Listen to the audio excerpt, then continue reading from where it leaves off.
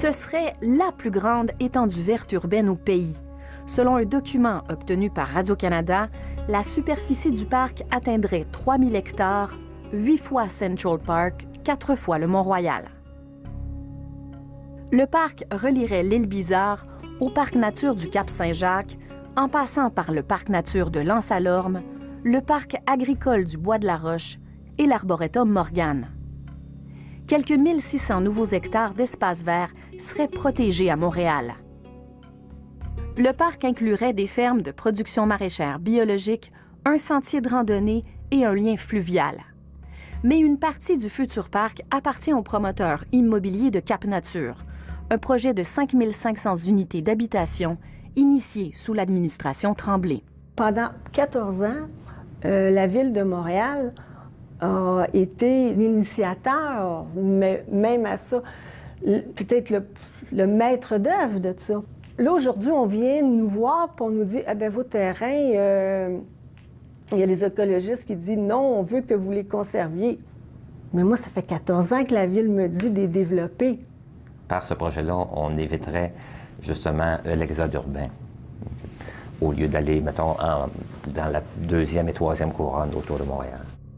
Ces images dont Radio-Canada a obtenu copie ont été captées ce printemps dans le secteur où le développement immobilier serait construit.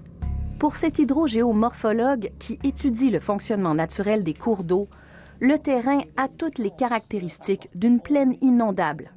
Bien, les milieux humides, ça, c'est bien connu que ça sert d'éponge, effectivement, donc d'où l'importance de les préserver, surtout dans des secteurs fortement urbanisés comme il y a autour de Montréal, où il y en a très peu.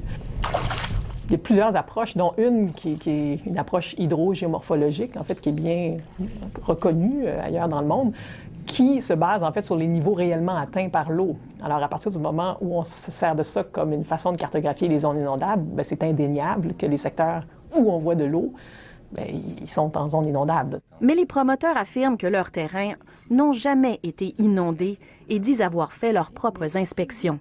Ils rappellent que leur projet immobilier conserverait les principaux milieux humides et que la destruction de plus petits milieux humides serait compensée par différentes mesures et surtout respecte toutes les exigences du ministère de l'Environnement. Nous nous sommes rendus dans l'un des milieux humides qui serait éliminé par la construction d'habitations.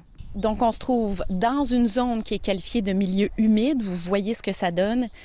Et dans la zone où on souhaite construire plus de 5000 habitations.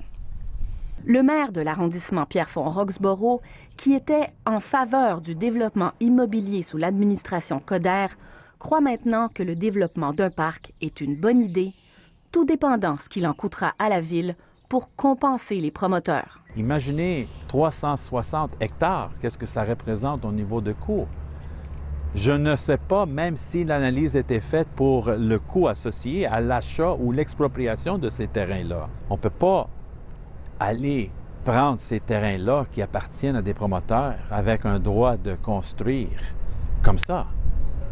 Selon ce qu'a appris Radio-Canada, des négociations sont en cours avec Ottawa pour obtenir 50 millions de dollars en subventions pour le projet de parc. C'est sûr que c'est un projet qui m'interpelle beaucoup. Vous savez, l'environnement, c'est une de nos valeurs. Ça correspond, je pense, à ce que les Montréalais et les Montréalaises veulent. Alors, moi, je m'inscris avec la mairesse Plante dans cette vision-là plus verte de Montréal, d'utiliser même des infrastructures naturelles pour nous aider à s'adapter au changement climatique, aux catastrophes naturelles.